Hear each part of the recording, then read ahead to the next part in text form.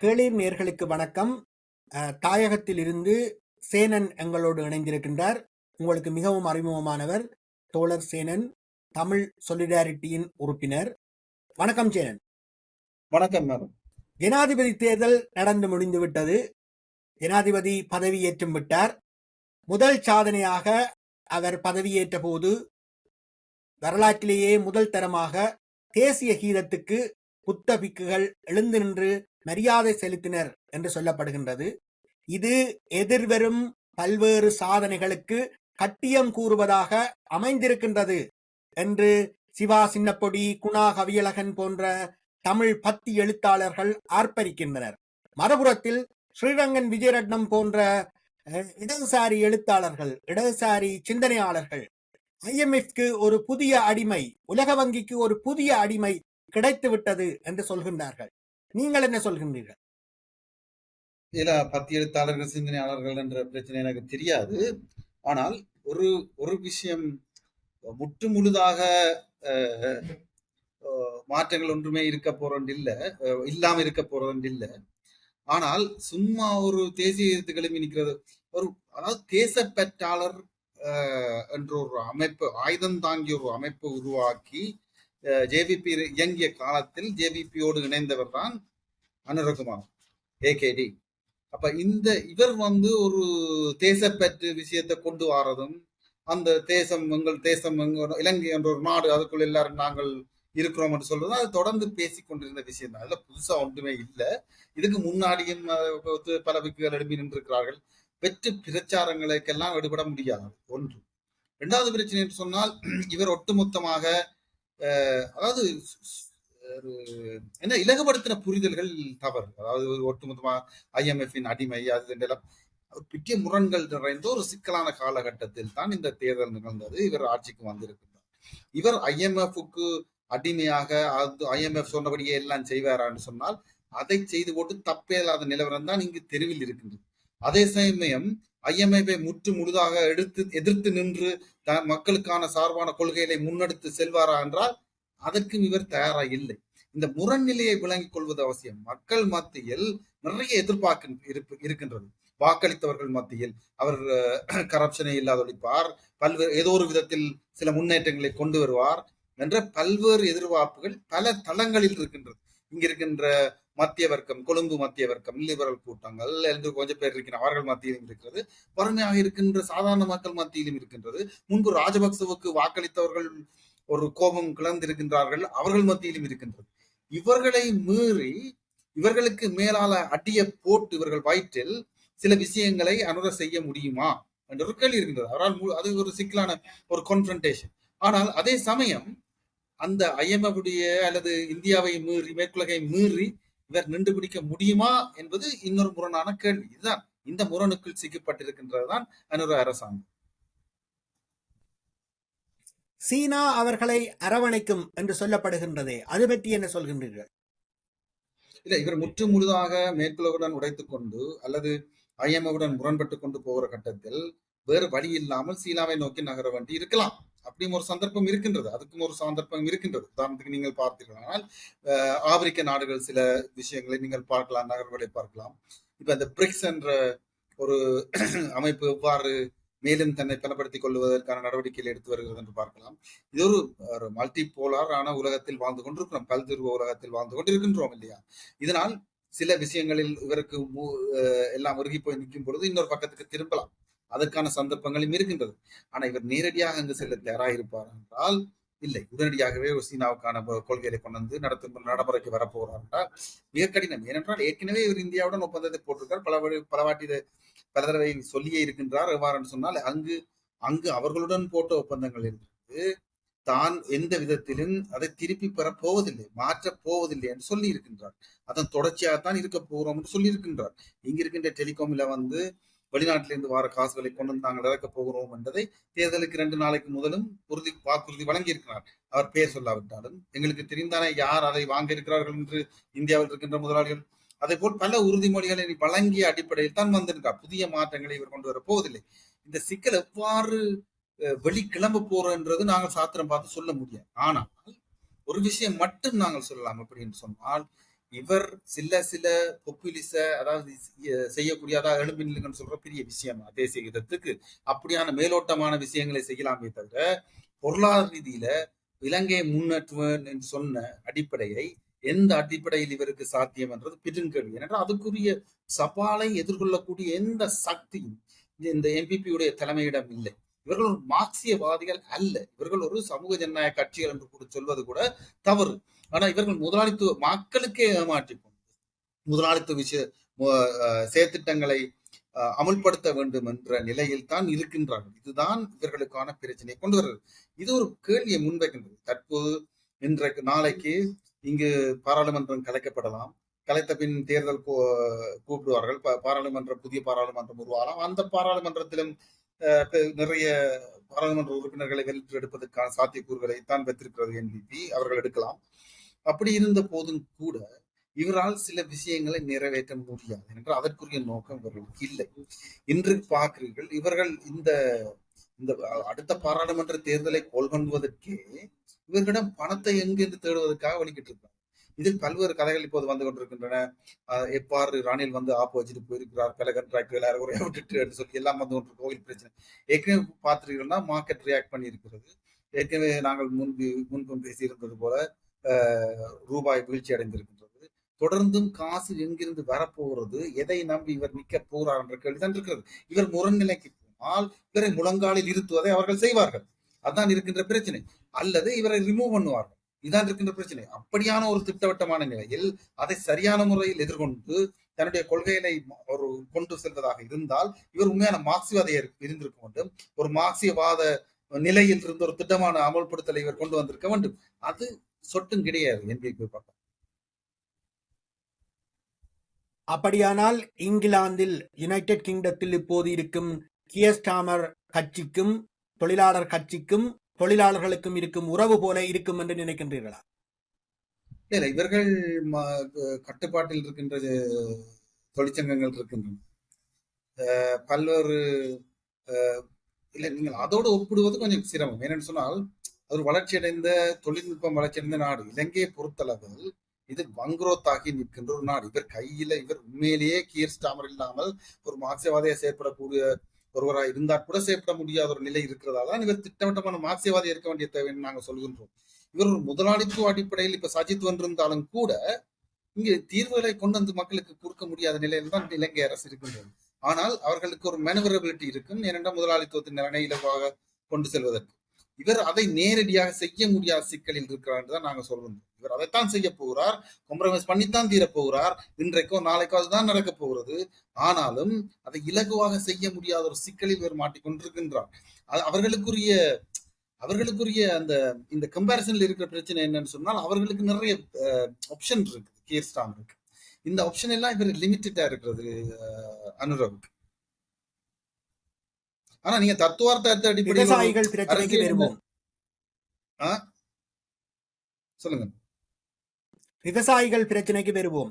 இப்போது வெங்காயம் இறக்குமதி செய்யப்படுகின்றது, கோழி முட்டை இறக்குமதி செய்யப்படுகின்றது. குறைந்தபட்சம் இவற்றிலேனும் விவசாயிகளுக்கு ஊக்கத்தொகை அல்லது ஒரு குறைந்தபட்ச விலைக்கு விளைச்சலை வாங்குவது என்பது போன்ற திட்டங்களை அமுல் நடத்தி விவசாயிகளை தன்னிறைவடைய குறைந்தபட்சம் நிமிர்ந்து நிற்க வைப்பார்கள் என்று நினைக்கின்றீர்களா?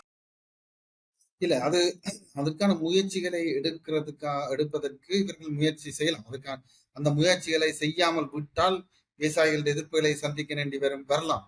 ஆனால் எங்கிருந்து இவர்கள் அலோகேட் பண்ண போறார்கள் காசு? 36% இந்த டாக்ஸை கூட்டி இருக்கிற பிரச்சனை எடுக்க போறாங்களா? எங்கிருந்து பணம் வரப்போகிறது என்பது ரணில் கேட்கறதுல நியாயம் இருக்கு. நீங்க எங்கிருந்து காசு எடுக்க போறீங்க? நீங்க எந்த வகையில் நீங்க தேசியமயப்படுத்துறீங்களா? ஒரு மார்க்சிய அடிப்படையில் பொருளாதாரத்தை கூட கையில் எடுக்காமல் உங்களால் இதை நிறுத்தி ஒரு முதலாளித்துவ அடிப்படையில் செய்ய முடியாது. இதான் இருக்கின்ற பிரச்சனை. இவர் கொடுக்கலாம், கொடுத்தால் அவர்களுக்கு ஒரு உற்பத்தி வரலாம். ஆனா கொடுப்பதற்கு எங்கிருந்து வரப்போகிறது பணம்? அப்ப நீங்கள் இவர் ஒரு சப்சிடியை இவர் கூட்டுவாரா இருந்தால் சரி, ராணுவத்துக்கான ஒதுக்கீடை குறைப்பாரா? 30% அக்கச்சமா போட்டிருக்கு, அதை குறைக்கட்டும் பார்ப்போம், சொல்லட்டும் பார்க்கலாமா முடிஞ்சா. ஏதாவது திட்டங்களை முன்வைங்க. எங்கிருந்து காசு வரப்போகிறது என்று இங்க இருக்கின்ற முதலாளிகளுடைய சொத்துக்களை பறிப்போம் சொல்லுகிறீரா? நீங்கள் தேர்தல் காலத்தில் சொன்னீர்கள் கரப்ஷன் இருக்கிறது, அவர் எல்லாத்தையும் நாங்க உள்ள போடுவோம். நல்ல கூலாக நியூட்ரலா ஒரு ஸ்பீச் கொடுத்தார் வெண்ட பிறகு. என்னன்னு நீங்கள் அந்த பணத்தை பிடுங்க போறீர்களா? எங்கு இப்ப ராஜபக்ச குடும்பத்திட்ட இருக்கிற கணத்தை எடுத்தா கூட விசாரணை பிரச்சனை ஒரு தீர்க்கலாம் தான், இல்லைன்னு நான் சொல்லுவேன். ராஜபக்ச குடும்பத்தில் இருக்கின்ற அந்த அவர்கள் களவெடுத்த அத்தனை சொத்துக்கள்ல ஒரு சதத்தையாவது அனுரா பறிக்க முடியுமா? இதைத்தான் நாங்கள் கேட்கின்றோம். எந்த ஒரு திட்டமிடலும் உங்களுக்கு ஏன் பறிக்க முடியாது? ரணில் செய்த அதனுடைய தொடர்ச்சியாக ஏன் பறிக்க முடியாது? இவர் அதற்கான திட்டமிடலோ அதற்கான நோக்கமோ இவருக்கு இல்லை. இவர் எல்லாரையும் அரவணைத்து ரணிலுடைய கொள்கையுடைய தொடர்ச்சியாக தண்ணி ஒரு ஸ்டேட்ஸ்மேனாகவும் தாங்கள் ஒரு ஆட்சியை நடத்துபவர்களாகவும் தாங்கள் எதிர்க்க யாருக்கும் ஆபத்து நாங்கள் கொன்றப் போவதில்லை என்று தங்கள் அதிகாரத்தை நிலைநாட்டுவதை மட்டும் குறிக்கோளாக கொண்டிருக்கிறார்களே தவிர, இவர்கள் அந்த பழைய வரலாற்றோடு முறித்து கொண்டு முதலாளித்துவத்துக்கு சவாலாக நின்று கொண்டு மக்கள் பக்கம் ஒரு மார்க்சிய அடிப்படை என்று பார்க்கும் பொழுது மக்கள் பக்கம் ஒரு கொள்கைகளை முன்னெடுப்பதற்கு தயாராக இல்லை. அதுதான் அடிப்படை. இவர்கள் அது தொடர்ச்சி தான். சில விஷயங்களை சொல்கிறார்களா, சில மாற்றங்களை சொல்கிறார்கள். நாங்கள் கரப்ஷன் ஒழிப்போம், நாங்கள் அதை செய்ய மாட்டோம், இது செய்ய மாட்டோம்னு சொல்லி பொப்புலிசம் சார்ந்த சில நடவடிக்கையில உங்களுக்கு எல்லாரும் கார் வச்சிருக்காதீங்கன்னு சொல்லலாம், கொஞ்சம் டாக்ஸ் கணக்காரர்களுக்கு கூட்டலாம், சில அதாவது அங்க நீங்க சொன்ன கீஸ்டாம்ரோ அல்லது அங்க மேற்குலகில் இருக்கின்ற சோசியல் டெமோக்ரஸி சார்ந்த மேலோட்டமான சில விஷயங்களை செய்கிறார்கள் இல்லையா, அது போன்ற சில விஷயங்களை செய்து இங்க மக்களை ஏமாற்றலாமே தவிர ஒரு பக்க மக்கள் அதற்காக ஏமாற்றப்படுவார். குறிப்பாக கொழும்பில் இருக்கின்ற இந்த லிபரர்கள் அவருக்கு ஆதரவு கொடுத்தார்கள் இல்லையா, அவர்கள் அதைத்தான் எதிர்பார்க்கிறார்கள். வறுமையான மக்களை இவர்கள் ஏமாற்றுவது கடினம். என்ன வயிற்றில் பசி இருக்கும் போது நீங்கள் எப்படி ஏமாற்றுவது? சோ அப்ப அந்த ஒரு அதைத்தான் செய்யலாமே தவிர அதற்கு மிஞ்சி ஒரு மாற்றத்தை கொண்டு வரதுக்கான எந்த திட்டத்தை முன்வைத்திருக்கிறார்கள்? நானும் தான் தேடி திரிகிறேன். நானும் தான் ஒரு சிங்களவும் எனக்கு தெரியாது, ஒவ்வொன்றையும் மொழிபெயர்த்து பார்க்கிறேன், ஒன்றிலையும் காணவில்லை. சரி, பிராந்திய அரசியலுக்கு வருவோம். பங்களாதேஷை இந்தியா இவ்வளவு காலமும் கையாண்டு வந்தது. இந்தியா பங்களாதேஷை கையாள்வதில் திருப்தி அடையாத அமெரிக்கா நேரடியாக களமிறங்கி புதிதாக ஒரு நோபல் பரிசு பெற்ற ஒருவரை ஜனாதிபதியாக்கி அவருக்கு ஒரு பண முடிச்சும் கொடுத்திருக்கின்றது. அது போன்ற ஒரு பொன்முடிக்கு, ஒரு பண முடிச்சுக்கு இங்கு வாய்ப்பு இல்லையா? அது ரெண்டு விஷயத்தையும் நான் ஏற்றுக்கொள்ள முடியும். பங்களாதேஷில் நடந்த போராட்டம் என்றது நாங்கள் அதை இலகுபடுத்தி பார்க்க முடியாது. நீண்ட காலம் இருந்த ஒரு கோபத்தின் வெடிப்பு. அந்த வெடிக்கிட்ட பொழுது அதை முழுமையாக உள்வாங்கி முன்னடத்தக்கூடிய அமைப்புகளோ தலைமையோ இல்லாத கட்டத்தில் அங்கிருந்த இளைஞர்கள் முதன்மைப்படுத்தப்பட்டார்கள். அவர்கள் தங்களுக்கு தெரிஞ்ச அளவில் ஒரு சிலரை முதன்மைப்படுத்தினார்கள். அதுக்கு பிறகு இவர் வந்தார். ஆனால் அதை எவ்வாறு இந்தியா தனக்கு சார்பாக பாவித்துக் கொள்கின்றது, அதில் ஈடுபடுகிறது என்பது வேறு விஷயமே தவிர, அவர்கள் தான் நேரடியாக அரங்கி இதை நடத்தி முடித்தார்கள் என்றெல்லாம் சொல்வது தவறு. அப்படி பார்க்க முடியாது. அது கான்ஸ்பிரசிக்கு கொண்டு போய் எங்களை விட்டுரும். ஆதாரங்கள் இல்லாமல் நாங்கள் பேச முடியாது. ஆனால் இந்தியா இலங்கைக்குள் எல்லா காலத்திலும் வெற்றி கொண்ட ஒரு சக்தி. இலங்கைக்குள் நடக்கின்ற எல்லா போராட்டங்களிலையும் வெற்றி பெற்றது இந்தியா தான். எல்லா கட்டத்திலையும் இனியும் இந்தியா இலங்கைக்குள் தோற்றுவிடும் என்று நாங்கள் நம்ப முடியாது. இலங்கைக்குள் அப்ப இலங்கைக்குள் இருக்கின்ற தற்போதைய அரசியலில் நான் ஏற்கனவே குறிப்பிட்டது போல தங்கள் ஏற்கனவே இதுவரை கையளித்து வைத்த எந்த ஒரு ஒப்பந்தத்தையாவது அனுர கிழித்தறிவாராக இருந்தால் இந்தியாவுடைய தலைவீடு ஏதோ ஒரு விதத்தில் ஏற்கனவே அவர்கள் தலையிட்டுக் கொண்டுதான் இருக்கின்றனர். உங்களுக்கு தெரியும், தாங்கள் ஒழித்து மறைத்தவர்கள் வைக்கவில்லை சஜித்துக்கான ஆதரவு. தொடர்ந்து தங்களுடைய இதுகளில் மீட்டிங்கில் போட்டுக் கொண்டிருப்பதையும் சொல்லிக் கொண்டார். இவருடன் இவர் சென்று அங்கு பலரை சந்தித்திருக்கின்றார். தேர்தலுக்கு 2 நாளைக்கு முதலே கூட பலரை சந்தித்திருக்கின்றார்கள். அவர்கள் தேர்தல் தொடர்ந்து இயங்கிக் கொண்டிருக்கிறார்கள். அங்கிருந்து இந்தியாவிலிருந்து வந்த பலர் இங்குதான் நிற்கிறார்கள். தொடர்ந்து சந்திப்புகளை செய்கிறார்கள். என்னன்னு சொன்னால் இதுவரை செய்த எதையுமே திருப்பி மாற்றப் போவதில்லை என்ற முழுதான உறுதிமொழியை இவர் வழங்கியிருக்கிறார் எங்களுக்கு கிடைக்கக்கூடிய தகவல். இவர் எதையும் செய்ய போறார். இவர் செய்வாராக இருந்தால் கதை வேறு. இவர் பிரச்சனைக்குள்ளாக வேண்டியவர் என்று நன்றாக அவருக்கே தெரியும். அது ஒன்று. 2வது, எவ்வளவு ஆனா இவரை முழுமையாக அவர்கள் நம்புகிறார்களா என்று கேட்டால் உங்களுடைய கணிப்பின்படி அவர்கள் நம்ப போவதில்லை. உலகோ இந்தியாவோ இவரை முழுமையாக நம்ப போவதில்லை. ஏனென்றால் அவர்கள் தங்களுக்கு விரும்பினபடி மோடி ஸ்டைலில் தங்களுடைய மூலதனங்களை எடுத்து செல்வதற்கான அதை கொண்டு வருவதற்கான சட்ட திட்டங்களை மாற்றுவதை கொத்தபாய செய்தார் இல்லையா? சட்டத்தை மாற்றினார் டெலிகாமை விற்பதற்காக. அதே போன்ற வேலைகளை அனுர செய்வாரா, அவரை புஷ் பண்ணலாமா என்று கேட்டால் அது கொஞ்சம் கடினமாகத்தான் இருக்கும் என்பது அவர்களுக்கு தெரியும். ஏனென்றால் மக்கள் மத்தியில் இருக்கின்ற பிரஷர், இதற்கு வெளியில் இருக்கின்ற பிரஷர் அது இல்லையானால் இவர் செய்வார். ஒரு பிரின்சிபல் என்று ஒன்றும் கிடையாது அனுரவுக்கு. ஆனால் இந்த பிரஷரால இவர் செய்ய மாட்டார் என்ற நிலவரத்தால இவர் மேல் முழுமையாக நம்பிக்கை வைக்க அவர்கள் தயாராக இல்லை. இந்த முரண் தொடர் அது இவர்கள் இழுத்து பிடிச்சு ஒரு கட்டத்தில் இவரை கொண்டு வந்து இவருக்கு கொடுக்கிற ஒரு பிரஷரில் இவரை நிறுத்தி, இவரை முழங்காலில் நிறுத்தி இவரை செய்விக்க வைப்பார்கள். அல்ல என்றால் இவரை விலத்த வைப்பதற்கான நடவடிக்கைகளை எடுப்பார்கள், அல்லது ஏதோ ஒரு விதத்தில் இவரை இல்லாமல் செய்வதற்கான நடவடிக்கைகளை எடுப்பார்கள். அப்படி ஒரு முரண் வந்தால் அந்த அளவு சக்தி வாய்ந்த ஒரு நாடு தான் இந்தியா. இலங்கைக்குள் இந்தியாவை மீறிய, இந்திய அரசின் நலனை மீறிய ஒரு நிலைப்பாட்டை எடுத்து நிற்பதாக இருந்தால் மிக சரியான திட்டமிடலும் திட்டகாத்திரமான ஒரு தலைமையும் வேணும். அனுர அது அல்ல, எங்களை பொறுத்தவரையில் அனுர அந்த தலைமை அல்ல. தொழிலாளர் பிரச்சனைகளுக்கு வருவோம். புதிதாக வேலை வாய்ப்புகள் உருவாக்கப்படுமா? பணவீக்கம் கட்டுப்படுத்தப்படுமா? தொழிலாளர்களுக்கு வாக்குறுதி அளிக்கப்பட்ட சம்பள உயர்வுகள் வழங்கப்படுமா? சம்பள உயர்வை ஏற்படுத்துறோம் என்று சொல்லி ஏற்கனவே ரணில் இம்ப்ளிமெண்ட் பண்றதுக்கு அறிவித்து போட்டு எலெக்ஷன் டைம்ல அறிவித்து விட்டு போய்விட்டார். அது தொடர்வதற்கான சாத்தியங்கள் இருக்கின்றது. அதுல சஜித் வந்திருந்தா கூட அதை தான் செய்வேன் என்று தான் சொல்லியிருக்காரு. இதெல்லாம் வைத்துக்கொண்டு ஒரு மார்க்சியவாதி வந்த அடியாத்தான் செய்தார் என்று நாங்கள் பினாத்த கூடாது. அதுல ஒரு பிரச்சனை ஒன்று இருக்கின்றது. ஏதோ மார்க்சியவாதி வந்த அடிதான், அது ஏற்கனவே ரணில் அறிவிச்ச ஒரு பொலிசி தான். அப்ப அந்த ஒரு மாதிரியான நடவடிக்கைகள் நடக்கும். ஆனா அது ஒரு சிக்கலை இவர்களுக்கு மேலும் கொண்டு போகின்றது. நீங்கள் சொன்னது போன்ற பணவீக்கம் குறையும் அல்லது பொருளாதார நிலவரம் மாறும், அதெல்லாம் வெற்று கனவு. நடந்தால் நாங்கள் எங்களுடைய கருத்தை மாற்றிக்கொண்டு மன்னிப்பு கேட்க தயாராயிருக்கிறோம். அப்படி நடப்பதற்கான எந்த அறிகுறிகளும் இல்லை. தோட்ட தொழிலாளர்களின் ஊதிய அதிகரிப்பு, அது ரணில் சஜித் எல்லாருமே தான் தோட்ட தொழிலாளர்களின் ஊதிய அதிகரிப்பு, அந்த ஊதிய அதிகரிப்பு எல்லாரும் தான் வாக்குறுதி அளித்தார்கள். இவரும் வாக்குறுதி அளித்திருக்கிறார். வழங்குவதற்கான சந்தர்ப்பம் இருக்கின்றது. அது சஜித் வந்திருந்தாலும் வழங்குவதற்கான சந்தர்ப்பம் இருக்கிறது என்றுதான் நான் சொல்லியிருப்பேன். மீனவர் பிரச்சனைக்கு வருவோம். தமிழ் சிங்கள மீனவர்கள் பாக்கு நீரிணையில் மீன்பிடிக்கும் போது இந்திய பெருமுதலாளிகளின் ரோலர்களால் தாக்கப்படுகின்றார்கள், மீன்வளம் அபகரிக்கப்படுகின்றது. இது சம்பந்தமாக ஒரு தடுப்பு சுவரை அல்லது ஒரு நிரந்தர தீர்வை எட்டுவதற்கு இந்த அரசு முயற்சிக்கும் என்று நினைக்கின்றீர்களா? சாத்தியமே இல்லை. எந்த அடிப்படையில் இது சாத்தியம்? இலங்கையில் இருக்கிற மீனவர்களுக்கு ஒரு ஒரு வளம் வாங்க முடியாது. அவர்கள் வச்சிருக்கிற 2 லட்சம் ரூபாய் வளம் அதுல ஒரு கட்டத்துக்கு மேல போய் மீன் பிடிக்க முடியாது. அப்படி இருக்குன்ற போது இந்த மீன் வளங்கள் எப்படி நீங்கள் எடுக்க முடியும்? எவ்வாறு அந்த மீனவர்கள் வருவதை எவ்வாறு தடுக்கும்? நீங்கள் பெருசாக இன்வெஸ்ட் பண்ணி அங்கு ஏதாவது ஒரு வேலைகளை செய்வீர்கள். ஆனா அதுக்கு இவர்கள் தயாரில்லை. வடக்குல எந்த விதமான ஆழமான மேலதிக இன்வெஸ்ட்மெண்ட்டை போடுவதற்கு இவர்கள் தயாரில்லை. தெற்கிலேயே தயாரில்லை. இருக்கும்போது வடக்குல போய் காசை போட்டு ஏதோ ஒழுங்குபடுத்தி எல்லாம் மீன ஃபேக்டரியை கட்டி ஏதோ ஒழுங்குபடுத்தி எல்லாம் செய்ய போறான்னு நினைக்கிறீங்களா? சாத்தியமே கிடையாது. அது ஒரு தொடர்ச்சியாக தான் இருக்கு. ஏதாவது ஸ்டேட்மெண்ட் விடுவார்கள், அள்ளுவார்கள், துள்ளுவார்கள், ஏதாவது காட்டுவார்கள், படம் காட்டுவார்கள். ஒரு யதார்த்தத்தில் ஒரு பெரிய மாற்றங்கள் கொண்டு வர வேண்டுமாக இருந்தால் திட்டமிட்ட முறையில் அங்கு இன்வெஸ்ட்மெண்ட் தேவை. அங்கு மக்களுக்கான மீன்பிடிப்பு வளங்களை உபயோகிப்பதற்கான ஒரு திட்டமிடலை கொண்டு வருவதாக இருந்தால், பகிர்ந்து கொள்கின்ற முறையை கொண்டு வருவதாக இருந்தால் அங்கு ஒரு இன்வெஸ்ட்மெண்ட் தேவை. அது இல்லாமல் அந்த பேலன்ஸை நிறுவ முடியாது. இலங்கையுடைய பொருளாதாரத்தை விட 3 மடங்கு பலமான பொருளாதாரம் தமிழ்நாடு பொருளாதாரம். இந்தியா இல்ல, தமிழ்நாடு பொருளாதாரம். அங்கிருக்கின்ற மீனவர்கள் வைத்திருக்கின்ற ரோலர் இங்கு எத்தனை பேர் வைத்திருக்காங்க? ஒருத்தரும் கிடையாது. கம்பெனி 1-2 பேர் வச்சிருக்காங்க, அவ்வளவுதான். எந்த விதத்திலும் அங்க இந்திய சமுத்திரத்தில் பேலன்ஸ் கிடையாது.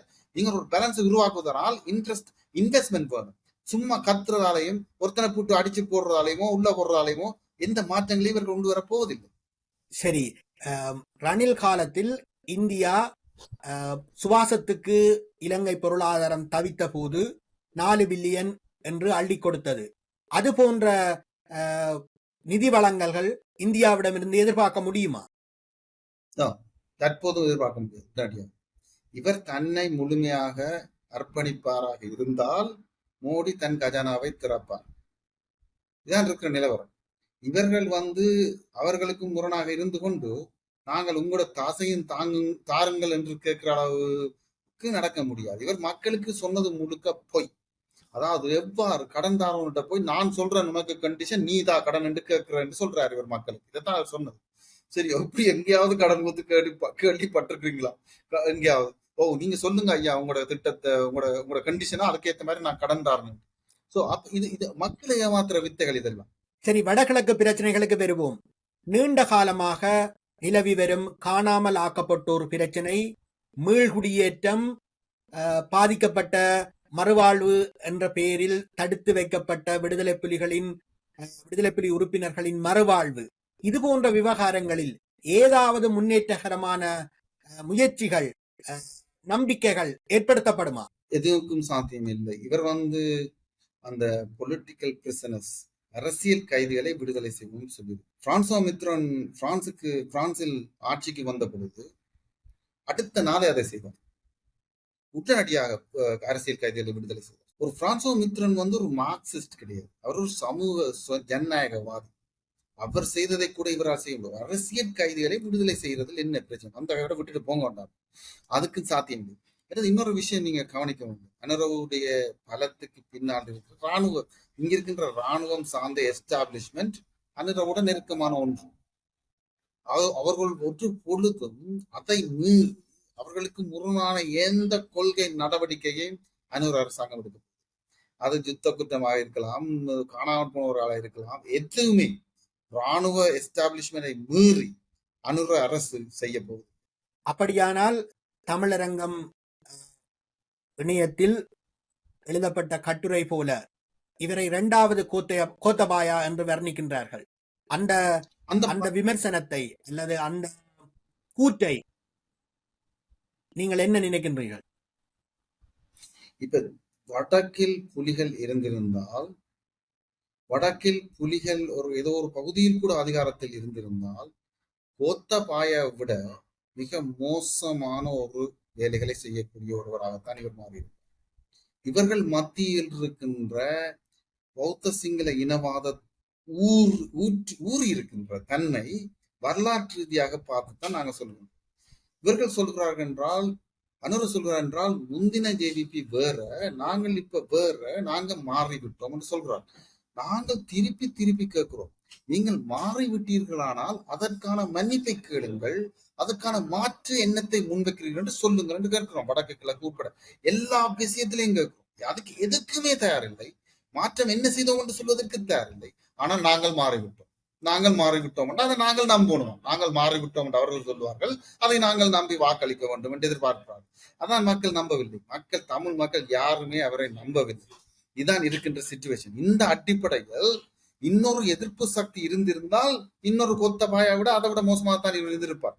ஆனால் அந்த எதிர்ப்பு சக்தி இல்லாத காரணத்தால் இவருடைய நடவடிக்கைகள் வித்தியாசமாக இருக்கலாம். ஆனால் ஒருபோதும் தமிழ் மக்கள் சார்ந்த, குறிப்பாக தமிழ் மக்களின் தேசிய உரிமை சார்ந்த எல்லா விதமான பிரச்சனைகளுக்கும் அடி விழும். இதுதான் இருக்கின்ற சிச்சுவேஷன். இதுதான் உண்மை. இதுக்கு மாற்றாக எந்த ஆதாரங்களும் இல்லை. சரி, வடகிழக்கில் முதலிட துடிக்கும் அல்லது தன் இன மக்களுக்கு ஒரு விமோசனத்தை ஏற்படுத்த வேண்டும் என்ற வகையில் புலம்பெயர்ந்து செல்வம் சேர்த்த பணக்கார முதலாளிகள் இப்போது வடக்கு கிழக்கில் முதலிட விரும்புகின்றனர். பல்வேறு தொழில்களையும் தொடங்கியுள்ளனர். அவற்றுக்கும் இந்த அரசு ஆதாரமாக இருக்குமா, அல்லது அவர்களையும் தென்பகுதியில் தான் நீங்கள் முதலிட வேண்டும் என்று மிரட்டுமா? ஐக்கிய இலங்கையை ஏற்றுக்கொண்டு அதன் அடிப்படையில் இயங்குகின்ற எல்லா முதலாளிகளுக்கும் இவர்கள் ஆதரவு தான் இருந்த பொழுதும் சில வடக்கு கிழக்கு சார்ந்த குறிப்பிட்ட எவ்வாறு கோத்தபாய, நீங்க முன்னர் சொன்னது போல கோத்தபாய அரசாங்கம் எவ்வளவு தெரிவு செய்யப்பட்ட அடிப்படையில் இயங்கியதோ அந்த நிலவரம் தான் அனுர அரசியலை நாங்கள் எதிர்பார்க்க முடியும். அதற்கு மாற்றாக நாங்கள் எதிர்பார்க்க முடியாது. நீங்கள் மேலதிகமாக கொண்டு போய் பாஸ் கண்ட்ரியில் இருக்கின்ற அந்த ஸ்பெயினில் இருக்கின்ற பாஸ் கண்ட்ரி எவ்வாறு வளர்ச்சி அடைந்திருக்கிறது இல்லையா, அது போன்ற ஒரு நிலவரத்தை வடக்கில் இவர்கள் உருவாக்குறார் என்று தயவு செய்து யாரும் நம்பாதீர்கள். அதுக்கான எந்த ஆதாரங்களும் தெரியவில்லை. அப்படி ஒன்றை இவர்கள் செய்ய போவதில்லை. ஆனால் முதலாளித்துவத்தை முடக்குவார்கள். மக்கள் மனதில் உள்ள கேள்விகளுக்கு வருவோம். ஏவிபியின் வெற்றியினை இனவாதமற்ற வெற்றி என்று திரும்ப திரும்ப சொல்கின்றார்கள். குறிப்பாக இதற்கு ஆதரவு தெரிவித்து பலர் எழுதி வருகின்றார்கள், பேசி வருகின்றார்கள். அது உங்களுக்கு தெரிந்த விடயம். இரு கட்சி முறைமையை உடைத்த, அதாவது பெருங்கல்லூரிகளில் படித்த தனவந்தர்களின் வாரிசுகள் அடைந்த வெற்றியை ஒரு சாமானியன், ஒரு உழைக்கும் வர்க்கத்தைச் சேர்ந்த, இன்னும் சொல்ல போனால் இந்திய வழியில் சொல்ல போனால் ஒரு ஏழைத்தாயின் மகன் இந்த வெற்றியை பெற்றுள்ளார். இது சரியா? இது இனவாதம் அல்லாத வெற்றியா? பிரேமதாசா எவ்வாறு வந்தார்? பிரேமதாசா எத்தகைய பேக்ரவுண்டில் இருந்து ஜனாதிபதி ஆகினார்? பிரேமதாசா என்னென்ன செய்தார்? இன்னும் கொழும்பின் சில பகுதிகளில் போய் பாருங்கள். ஏழைகளுக்கு கட்டி கொடுத்திருக்கிற வீடுகளை அவர்கள் எவ்வளவு இன்றைக்கும் நன்றியோடு பார்த்து கொண்டிருக்கிறார்கள். அப்ப நீங்க எந்த விதத்தில் நீங்கள் ஒரு அதான் வெற்றி பிரச்சாரங்கள் இதெல்லாம் அவருக்கு ஏதோ ஒரு விதத்தில் ஒரு திறமை உண்டு. இவர்களுக்கு மார்க்சியம் என்றா என்னன்னு தெரியாது, ஒன்றும் தெரியாது. சித்தக் பேசுபவர்களுக்கு ஏதோ இடதுசாரி ஒரு காலத்துல ஆதரவு கொடுத்ததில்லை. எத்தனை இடதுசாரிகள் நின்று இருக்கிறார்கள், போராடி இருக்கிறார்கள். யாராவது ஆதரவு கொடுத்தார்களா? இதுவரை இல்லை. அதிகாரத்துக்கு வந்தோம்னா அதிகார மோகம், இது சார்ந்த பிரச்சனை மட்டும்தான். இதை தாண்டி இது என்ன விஷயத்தில் ஏழைத்தாயின் மகன் என்று மட்டும் இதை சொல்வது, இது அதனால் மட்டும் உங்களுக்கு ஆதரவு கொடுக்கணும் என்று சொன்னா நீங்க பிரதமர் பக்கத்துக்கு தான் நின்று இருக்கணும் அந்த சமயத்தில். இப்படி பல கேள்விகள் எங்களிடம் இருக்கின்றன. பொறுத்தளவில் எங்களுக்கு இவர் யார், எந்த இனம் என்றதில்லை, இவர்கள் இனவாதம் இல்லை என்று நீங்க அடுத்த புள்ளி சொல்லி இருந்தீர்கள் இல்லையா? தமிழ் மக்கள் கொல்லோனும், தமிழர்கள் இருக்கக்கூடாது, தமிழனை கொல் என்று சொல்றதுதான் இனவாதமா? இது எனக்கு விளங்கவில்லை. இவர்கள் இனவாதம் என்று எதை சொல்ல வருகிறார்கள் என்று எனக்கு சொல்லவில்லை, எனக்கு விளங்கவில்லை. ஆனா அப்படி சொல்லிக் கொண்டிருந்த ஒரு அமைப்பில் இப்போது இனவாதத்தை கைவிட்டு விட்டார்கள். இப்போது இனவாதத்தை கைவிட்டாவிட்டார்கள். இப்போது இனவாதத்தை கைவிட்டு விட்டார்கள். அதான் இனவாதம் என்பது என்ன என்று நாங்கள் அவர்களை நோக்கி கேட்கின்றோம். இனவாதம் என்பது தமிழ் மக்கள் தங்கள் மொழியை பேசுவதற்கான உரிமை என்று சொன்னால் அது இனவாதம் போய்விட்டதுன்னு நினைக்கிறீர்களா? இவர்கள் சொல்கின்ற அடிப்படையை வைத்து பார்த்தால் ரணில் இனவாதி அல்ல, சஜித் இனவாதி அல்ல, ஏன் ராஜபக்சவும் இனவாதி அல்ல, ஏன் நமல் ராஜபக்ச இந்த காலத்து தேர்தல் என்று அவரும் இனவாதி அல்ல. ஒருத்தருமே இனவாதம் பேசவில்லை. என்ன ராஜபக்ச வெல்லும் போது இனவாதம் பேசினாரா? யுத்தம் முடிஞ்ச பிறகு பல்வேறு இனவாத கதைச்சிருக்கிறார்கள். தேர்தல் காலத்தில் அப்படி கதைத்தார்களா வாக்கு எடுப்பதற்காக? இல்லை. ஆனா நீங்க என்ன கொள்கைகளை வைக்கிறீர்கள், உங்கள் நிலைப்பாடு என்ன என்ற அடிப்படையில் தான் இனவாதம் இல்லாமை நாங்கள் பற்றி பேசுகின்றோம். எவ்வளவு தூரத்துக்கு தமிழ் மக்களுடைய தேசிய உரிமை சார்ந்த அவர்களுடைய வழக்கு கிழக்கு சார்ந்த விஷயங்களை கடுமையாக நீங்கள் எதிர்க்கிறீர்கள். இன்றும் தான் எதிர்க்கிறீர்கள். நீங்கள் தெற்கில் வாக்களிக்க போகிற மக்கள் மாற்றத்துக்காக நிற்கிறார்கள், அவர்களுக்கு எதிரில் நிற்காதீர்கள் என்று ஒரு மிரட்டலை விட்டார் இல்லையா? அதை மிரட்டல் என்று நாங்கள் சொல்கின்றோம். இல்ல அது மிரட்டல் அல்ல, மொழிபெயர்ப்பு பிரச்சனை என்றார்கள். நானும் போய் கேட்டேன். இங்கு வந்து பிரபலமா மொழிபெயர்ப்பாளராக இருக்கின்ற சிவா இருக்கிறார் இல்லையா, அவரிடம் கேட்டேன், பலரிடம் கேட்டேன், இது என்ன பிரச்சனை? இல்ல தம்பி, அது அப்படித்தான், இவங்க இப்படித்தான் கதைக்கிறார்கள், இப்படித்தான் அவர்களே சொல்கிறார்கள். சிங்களத்தை இதோடு வளர்ந்து சிங்களவர்களாக வளர்ந்து எல்லாம் இருக்கின்ற தமிழர்கள் தான் இவர்கள். இதுதான் இருக்கின்ற பிரச்சனை. நீங்கள் ஒரு பக்கத்தில் இவ்வாறு பேசிக்கொண்டு மறுபக்கத்தில் நான் இனவாதி இல்லை என்றால் என்ன அர்த்தம்? நீங்கள் சொன்னீர்கள் எல்லா தமிழர்களுடன் வேலை செய்ய முடியாது, நாங்கள் செலக்டிவாக, அதாவது உதாரணத்துக்கு எங்களோட சமரசமாக வரக்கூடியவர்களுடன் வேலை செய்ய தயாராக இருக்கிறோம் என்று நீங்கள் சொன்னீர்கள். கிளிநொச்சியில் வைத்து சொன்னீர்கள். அது இனவாதம் இல்லையா? நீங்கள் எவ்வாறு மிரட்டல் விடுவது இனவாதம் இல்லையா? நீங்கள் மக்களுக்கு என்னத்தை கொடுக்க வருகிறீர்கள்? நீங்கள் எல்லாரும் ஒன்றுபட்டமாக எல்லாம் நான் இலங்கையன் என்று சொல்ல, அபே ஸ்ரீலங்கா என்று சொல்லி இனவாதம் இருக்கு இல்லையா? ஒரு அமைப்பு அந்த அதே வார்த்தையைத்தான் இவர் சொல்கிறார். எது எப்படி இனவாதம் இல்லாமல் போகும்? மக்கள் தேசிய உரிமையை மக்கள் கேட்டிருக்கின்ற ஒரு குழுவை நோக்கி நான் ஸ்ரீலங்கன் என்று இவர் சொல்வது இனவாதம் இல்லையா என்று நாங்கள் திருப்பி கேட்கின்றோம். இல்லை, அப்படி கேட்கும் பொழுது நீ தமிழ் தேசியம் பேசுகிறாய் என்று தூக்கி எறிய வருவார்கள் சிலர். இது தமிழ் தேசியம் அல்ல, மக்களுடைய கோரிக்கை சார்ந்த பிரச்சனை என்ன என்ற ஒரு தெளிவு இல்லை இவர்கள் மத்தியில். இன்று வரைக்கும் இல்லை, இனியும் இருக்க போவதாக எனக்கு தெரியவில்லை. அப்போ இது இனவாதம். தமிழ் மக்கள் ஒரு தங்களுக்காக ஒரு பிரதிநிதியை உருவாக்குவது இனவாதமா? தங்களுக்கான ஒரு உரிமைகளை நிலைநாட்டுவது கோருவதற்கு இனவாதமா? இன்று தமிழ் மக்கள் மத்தியில் இருக்கின்ற அனைத்து இராணுவ முகாம்களையும் நீக்குவார் இவர் என்று சொன்னால் ஓகே, நாங்கள் எங்களுடைய கருத்தை ரிவைஸ் பண்ண தயாராக இருக்கின்றோம். மூளைக்கு மூளை ராணுவ முகாமும் மூளைக்கு மூளை பாதுகாப்பு அரங்களையும் போட்டு வைத்துக் கொண்டிருக்கிறீர்கள். ராணுவத்தை கொலை செய்த இடத்தில், மக்கள் கொத்து கொத்தாக கொலை செய்த இடத்தில் ராணுவ வெற்றி சின்னத்தை நாட்டி வைத்திருக்கிறீர்கள். அதை தூக்குற அனுர தயாரா? அப்போது நம்புவோம் அவர் இனவாதி இல்லை. இவ்வளவு தூரம் இந்த விஷயங்களை நுண்மையாக கவனித்து தெளிவை தந்த நீங்கள், இந்த அலை பாராளுமன்ற தேர்தலிலும் அடிக்குமா? அனுர அலை பாராளுமன்ற தேர்தலிலும் அடிக்குமா அல்லது எப்படி இருக்கும்? இன்னும் கேள்வியை இதனுடன் சேர்த்து பதிலளியுங்கள்.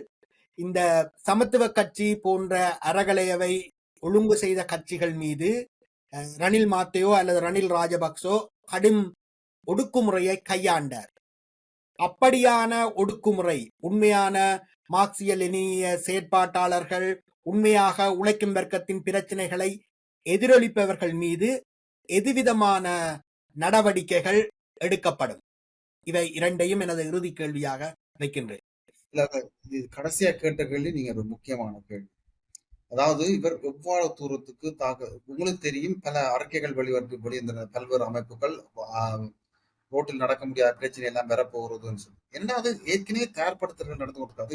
நீங்க அமெரிக்கா விட்டது சும்மா பிரச்சாரம் அது எல்லாம் சொல்ல முடியாது. இங்க இருக்கிற பல்வேறு அமைப்புகள், இலங்கைக்குள் இருக்கிற பல்வேறு அமைப்புகள், இடதுசாரி அமைப்புகள் உட்பட பலரும் அது தங்களுடைய ஆபீஸ்களை மூடிக்கொண்டு ஓட வேண்டி இருந்தது. தேர்தல் வெளிவருகிற சமயத்தில் கர்ஃபியூ போட வேண்டி வந்ததுக்கு காரணம் மக்களை மிரட்டுவதில் உண்மையிலேயே பிரச்சனை இருந்தது.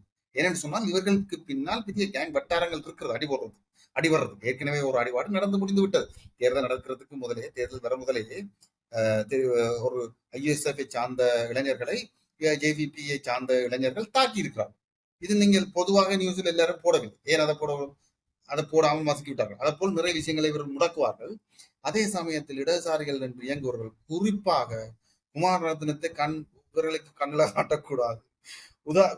குறிப்பாக அந்த இயக்கத்தை சார்ந்த அமைப்பாளர்கள், உறுப்பினர்களுக்கு பல தாக்குதல்கள் நடக்கலாம். இது உண்மையான விஷயம். இந்த தாக்குதல் இவர்கள் இது வரலாறு, அவர்களுடைய வரலாறு. அதுல மாற்றம் நான் ஏற்கனவே சொன்னேன் இல்லையா, இந்த எலெக்ஷன் போது நடந்ததுதான். இன்னும் நடக்கிறதுக்கான சந்தர்ப்பங்கள் அதிகமாக இருக்கிறது. இவர்கள் ஜனநாயகவாதிகள் அல்ல அந்த அடிப்படையில்.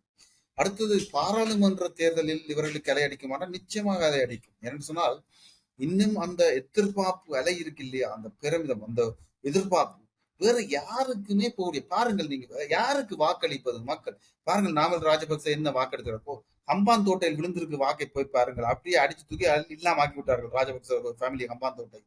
அப்ப அந்த மக்கள் வந்து கோபத்தால் அள்ளுப்படுகிறார்கள் அனுரவுக்கு பின்னால். நிறைய பேர் அதுல இனவாதிகள் தான். ஆனால் அதில் இருக்கின்ற அந்த கோபம், அந்த வெறுப்பு இவருக்கு ஆதரவாக திரும்புகிறது. இந்த அலை இன்னும் மாறவில்லை. இவர் உடனடியாக எக்ஸ்போஸ் பண்ணப்படுவார் 2 மாசத்துக்குள் பாராளுமன்ற தேர்தல் பெற முதல் என்று நான் எதிர்பார்க்கவில்லை. அவ்வளவு தூரத்துக்கு விரைவில் நடக்கும் என்று எதிர்பார்க்கவில்லை. ஆனால் அதனால் அந்த சமயத்தில் அள்ளுப்படலாம். இதே சமயத்தில் இன்னொரு விஷயத்தை நீங்கள் பார்க்கலாம். இதில் ரணில் விட்ரோவன்வாகரா இருந்தால் இன்று சஜித்துக்கு விழுந்த வாக்குகளும் குறைந்த நஞ்சமல்ல. அவர் சமமான நிலையில் தான் எடுத்திருக்கின்றார். இது மிக்க முரண்பட்ட பிராக்மெண்டட் சிதறி இருக்கின்ற நிலவரத்தை தான் வடக்கு தெற்கு கிழக்கு மலையொன்று எல்லா இடத்திலையுமே நாங்கள் பார்க்கக்கூடியதா இருக்கிறது. சொன்னால் மக்கள் சிதறி கிடக்கிறார்கள். பிரதிநிதித்துவம் இல்லை. தெளிவான ஒரு தேர்வு மக்களுக்கு இல்லை. இந்த நிலைதான் நின்று இருக்கிறது. முற்று முழுதாக ஒரு 2/3 மெஜாரிட்டி எடுப்பார்கள், அள்ளி ஓடும் என்றெல்லாம் நான் சொல்லவில்லை. ஆனால் இவர்கள் பெரும்பான்மையான இடங்களை கைப்பற்றக்கூடிய சக்தி இவர்களிடம் இருக்கிற அந்த அலை தொடரும். அந்த பாராளுமன்றம் விரைவில் கோல் பண்ணப்பட்டால் அதுக்காகத்தான் அவர்கள் விரைவில் கோல் பண்ணுவதற்கும் சாத்தியம் இருக்கு. பாராளுமன்ற தேர்தல் இடதுசாரிகள் அல்ல, இவர்கள் இடதுசாரிகள் அல்ல. வன்முறை மீது காதல் கொண்ட, அதிகார பற்று மிகுந்த, தங்களை தாங்களே பெரிதாக பிரதிமை செய்யும் பாப்புலிஸ்ட் அரசியல்வாதிகள் தான் என்ற வகையில் பல அரிய கருத்துக்களை, மக்கள் மத்தியில் தெளிவை ஏற்படுத்தக்கூடிய கருத்துக்களை கேளின் நேயர்களுக்காக தந்தமைக்கு நன்றி. இன்னும் ஒரு விரிவான உரையாடலில் இதற்கு எதிர்வினையாக இப்போது உலவிக் கொண்டிருக்கும் பாராட்டுக்கள், கருத்துக்கள் பற்றி ஆராய்வோம். உங்களுடைய நேரத்துக்கும் அர்ப்பணிப்புக்கும் நன்றி. நன்றி.